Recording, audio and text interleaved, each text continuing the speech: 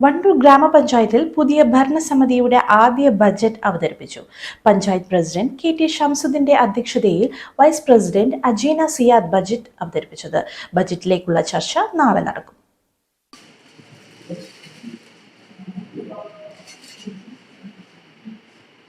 ₹69,75,77,634 വരവും 62,65,65,200 രൂപ ചെലവും 7,10,12,434 രൂപ മിച്ചവും പ്രതീക്ഷിക്കുന്ന ബജറ്റാണ് vice president M Ajna Siyad അവതരിപ്പിച്ചത്.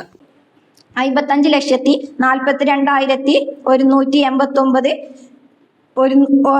വരവും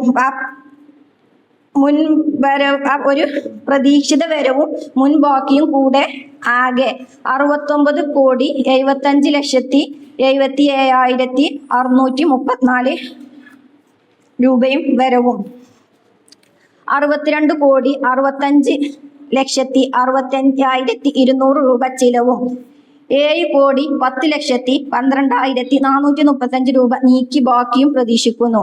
ഈ ബജറ്റ് ചർച്ചയ്ക്കായും നിങ്ങളുടെ അംഗീകാരത്തിനായും സമർപ്പിക്കുന്നു. ഭവനരഹിതർ ഇല്ലാത്ത പഞ്ചായത്തിലെ മുഴുവൻ പ്രദേശങ്ങളിലും തെരുവ് വിളക്ക് സ്ഥാപിക്കൽ, മാലിന്യ നിർമ്മാർജ്ജന പദ്ധതിയെ ശക്തിപ്പെടുത്തൽ, കാളികാവ് റോഡിൽ നിന്നും നിലമ്പൂർ റോഡിലേക്ക് ബൈപ്പാസ് നിർമ്മിക്കുന്നതിനുള്ള പ്രാരംഭ നടപടികൾക്ക് തുടക്കം കുറിക്കൽ, കാർഷിക മേഖലയെ ശക്തിപ്പെടുത്തൽ, അങ്ങാടി മാർക്കറ്റ് റോഡ്, തോടിന് സ്ലാബിടൽ തുടങ്ങിയ പദ്ധതികളാണ് ബജറ്റിലൂടെ ഈ വർഷം ലക്ഷ്യം വെക്കുന്നത്.